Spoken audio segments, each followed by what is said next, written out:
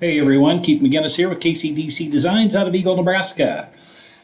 Wow, this piece really turned out nice. This is a white marble with black veins and some bright gold accents. Really turned out nice. Want to see how I created this?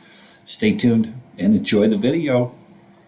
So I started off putting down a wash coat, and the reason I like to put down a wash coat on some of my projects is the wash coat really helps the resin flow once you pour it out.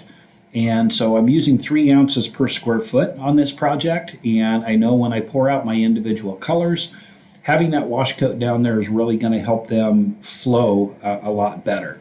So what I'm doing now is I'm just getting my colors poured out, and I will list the colors that I used in the comments.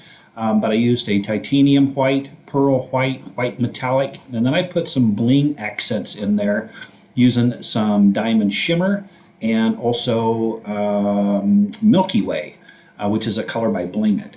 So I'm getting all of my colors poured out, and I have a whiteboard that I use that I draw out an outline of the countertop project that I'm working on, and then I draw out the flow that I want that design to go. And so I'm able to reference back to that, which helps me stay on track as far as keeping my flow all going in the same direction. So I get my bubbles torched out, and to run my veins, I'm using black metallic, and I'm just letting that epoxy run off my stick so the veins are fairly tight. And then I'm using a dry brush, and I'm just brushing over the top of those veins because I want to keep those veins somewhat soft and somewhat muted, and that's what the customer wanted, not real dark, sharp, tight, or bold veins, if you will. And so once I've got the veins put down, now it's time to add some accent. For the accents, I'm using RustOleum's Bright Gold, and that's a fast drying paint. Works great for adding in the accents. And I guess I am somewhat strategic on where I put my accent veins. I know the customer's kitchen layout. I know where the microwave's going to be. I know what's going to be covered up, what's not going to be covered up. In this case, the customer had a gold faucet, so I wanted to run some of those one of those gold accents anyway, right near that gold faucet.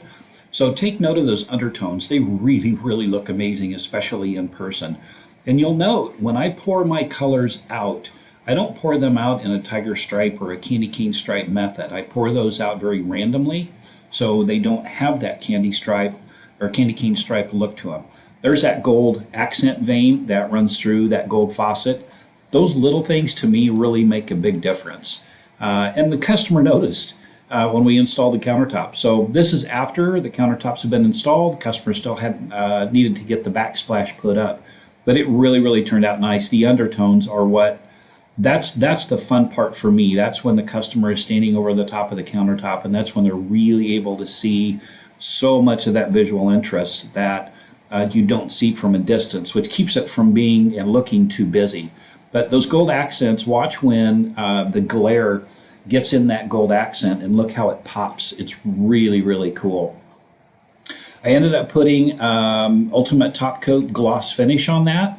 Again, really turned out nice. Customer was absolutely ecstatic. Look how that gold, if you can see how that gold, when the light hits it, that's what the customer really, really enjoyed. And the undertones, I think you can still see those in there. But man, it really turned out nice. Very elegant, simple look, and that's exactly what the customer was after. And with the black sink, really, really all tied in nice. So thank you all again for watching. I really appreciate it. Once again, this is Keith McGinnis with KCDC Designs out of Eagle, Nebraska. And if you would, please click the like button and also click subscribe. And let me know in the comments below. Let me know your thoughts. Let me know if there's anything you would change, or if you have any questions, be sure to let me know. But again, click that subscribe button, and I'll keep the tutorials coming, and anything that I can do to help, I'll certainly do what I can. Thanks, everyone. Take care.